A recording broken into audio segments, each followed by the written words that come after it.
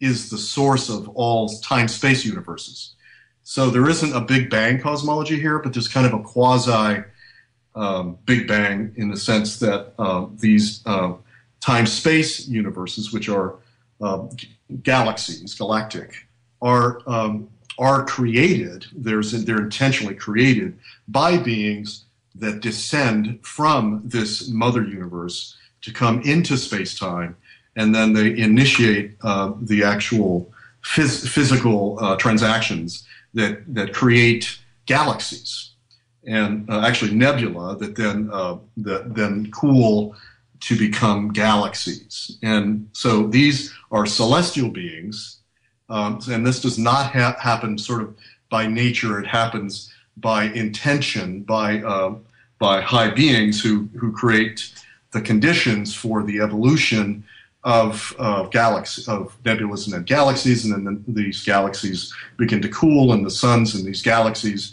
as they begin to cool, begin to throw off planets, and the planets cool, and eventually these become peopled over billions and billions of years, and all throughout these different ages of the creation of the time-space universe, there are beings, high celestial beings, who are managing this from the central universe until a certain point when these these creations have begun to generate enough specificity physically, with planets cooling and beginning to become spheres, that they send out beings from the central mother universe who become inhabitants in these local creations. So this is a pretty long-winded way of saying that there are local universes, as I mentioned previously, which in our case, our local universe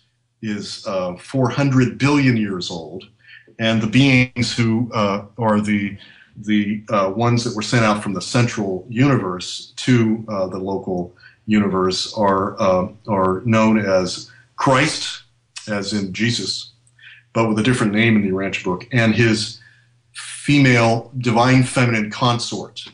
And those are the most important celestial beings to know about in connection with the Urantia Book, because they become the sort of the local deities of our local universe, which, as I mentioned, has a potential of 10 million inhabited planets. So I'll stop there so you can try to dig into all of that. Sure.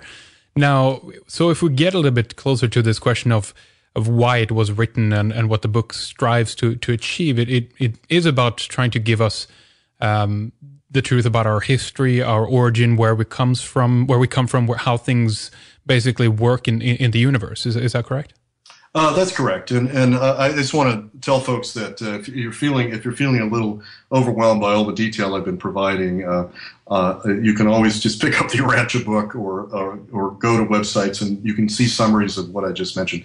But so the point of this whole exercise and explaining all of this and why we have such a massive, broad presentation in the Urantia Book is that what they're trying to kind of with the key message, or one of the key messages, is that our planet Urantia is one of the rarest planets in the local universe, or any universe, because our planet was a planet where there was a massive rebellion of the angelic host on the planet. And so they're coming to help us understand that and the results of that in our history, and to help correct the results of that angelic rebellion as well, and to explain the extraordinary things that were done to try to retrieve the planet from what you might call the dark side. So the reason the Urantia Book is difficult, complicated, often overwhelming, is that we have a difficult, complicated, and overwhelming history. And so one has to be patient and try to understand this from the standpoint of the celestial beings who are responsible for us. And they're doing quite a job here in providing this huge text, which does, admittedly take, some years to understand. Indeed, it's over 2,000 pages. There's a lot to read. I haven't read the entire book yet myself. I hope I'll be able to finish it in the next couple of years, maybe. But I know the book extends way beyond the Bible and other religious texts as well. but it seems to be also centered a lot around previous messages, previous revelations, if we can call it that. Is it trying to change those or correct those, scriptures like the Bible? Yeah, it is. It is helping to correct the sort of the folkloric aspect of these previous records, and truly, they are real events that come down as legends in all the world's religions, simply because you don't have an authoritative celestial being who's writing it for you. What you have are humans, charismatic humans who are recipients of a revelation and then write this down, and it gets lost or it gets adulterated. So yes, a big part of this, and the part that I've always found very interesting, is making, first of all, indicating that there were previous revelations to the planet that are entirely lost, and then correcting other revelations, such as the revelatory events that led to the creation of the Hebrews, that led to Christianity. Also, even Buddhism and Hinduism and other religions, they give very essential information about other religions and how they were initiated and what happened to them. So, yeah, in fact, they have a phrase now that they use for this. It's called the correcting time. And we are now in the period from 1955 is the correcting time. That was not announced in the Urantia Book. It was announced later, actually in the 1980s, in new transmissions that we haven't spoken about yet. But there's, believe it or not, there's even more information that's come in the last 25 years. And one of the new things they said is, yes, this whole thing is called the correcting time. We're correcting your civilization and getting you back on course after having been way off course for millennia. So is this driven by these angelical administrators that you mentioned before? These newer revelations are the very same administrators, the same authors of the original Urantia text. And after having gotten this into print and gotten this distributed throughout the world and translated into a lot of languages, such as Swedish, by the way, they then returned in a new way, in sort of more sort of New Age style channeling sessions, which there's been hundreds, actually thousands of them that we now know of, and those are all transcribed. And this is additional supplemental material to the Urantia Book, which is going to take me probably my whole lifetime to get through, and I published 5 books based on it. Mm-hmm. So these same beings are unfolding more revelation, and really what it is, the Urantia Book is, I prefer to call it Urantia Revelation, which is a process of revelation beginning in the early 20th century and still going on. In fact, I was at one of these sessions just a few days ago, hearing new teachings, believe it or not. Interesting. Is this, by hearing this, I can already feel that this is a controversial area. There's probably different groups out there that are for and against this, and there are already maybe kind of denominations breaking apart of the origin of the book and everything. Is that correct? Just my guess. Henrik, you have very good intuition. That's exactly what has happened, and I'm very often I'm in trouble with what we call the mainstream Urantia people, who hold only to the text, to the original printed text, and do not hold to this newer supplemental material.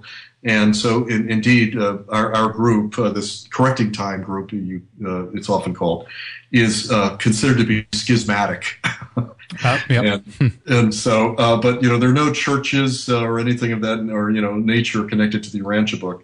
So it's not like there's a breakup of this church. But there's a controversy, and it's a tough one because if you were if you were a Mormon, say, and after 100 years, somebody said, "Well, now we have an update to the Book of Mormon." That would be pretty tough to handle. Yeah, and that happened also with A Course in Miracles. You may know, Henrik, that there were new presentations that came later and caused a split in that community. And I think it's just going to happen because the planet is in a dire crisis. And, these loving beings, and believe me, their whole mission is love and redemption of the planet. They have to be around. We need them. So they've come back and they're updating their teachings. That's what this new mission is. It's an update for, I think of it as an update for the postmodern mind, whereas the Urantia book really appeals more to the modernist mindset. Interesting. Now, it's a flavor, of course, of what we resonate with, what sounds right to us, basically. But it's funny to me how certain messages are perceived as being, so-called genuine, quote unquote, from God or from the source, whatever. And then after a certain period of time, there's an update, if you will, to this. Another revelation or a new person is coming out. But then and then all of a sudden that message is basically rejected, and it's very strange to me that it works for some people on a certain basis of it just being simply old, I guess. But if there's a new version of it, then it's rejected for the basis that it's new, basically. Yeah, it's really an odd thing, and this is part of the problem of Urantia, you might say, is that people, when some new truth comes through, they become attached to it like a dog to a bone, in a way, because we're so desperate, really, to understand our situation, and so one has to have compassion for the sort of the fundamentalists among us, because there's a reason for it. There's a need for security and for certainty amid so much chaos. So I'm not a big critic of fundamentalists for that reason, and I try to be patient, and I probably have fundamentalist streak myself. So yeah, and it's very much the case in the Urantia community, which is a very tiny community already, that we have this problem. But from my point of view, it's just common sense that if we are loved, if we are cared for, we're going to continue to receive revelation. Yep, I agree with that. Now, not that this is the most important thing, perhaps, but how's the message being perceived by people who are currently in other religions, Christianity, Islam, Judaism, etc.? Is it being openly accepted, if you will, or is it rejected pretty much?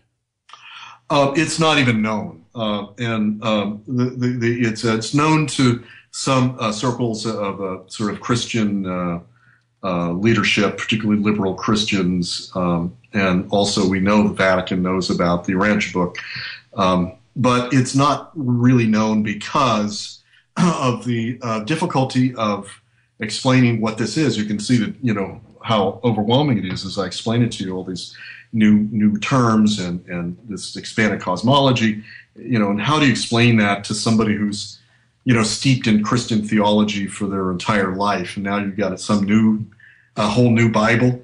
So they really, and I've attempted this myself. I was in theological school at the University of California at Berkeley and wanted to write a dissertation on the Urantia book, and it just didn't compute with those people. There was just no way, and I really put all the attention and all the time that I could possibly do into it, and it just really made no headway. And others have tried it and have not made headway, and that's with academics in theology. But in the world's religions, it's not well known and won't be for a long time. It's going to be something which is more underground and more of a grassroots phenomenon, which indeed it is. Indeed. Now, is this in regard trying to, again, this might not be the purpose of it, but this happens nonetheless. Is it in the process of creating a new religion, or is it just, as you said before, kind of working very well with the current New Age community? It's odd that it's not even working with the New Age community. And no, I mean, because I'm actually known as a New Age publisher and editor, and my experience of this is that if, number one, New Age folks don't know about its existence, at least in the United States for the most part, and secondly, if they do know, they're really not that interested for a variety of reasons, especially because it actually sounds to them a little bit like Orthodox Christianity. Because it states that Jesus, actually was an incarnate deity, and that, some of the precepts of Orthodox Christianity, it actually affirms and expands them. So that's really not something New Age folks are interested in. And they're in rebellion against the Christian tradition for the most part.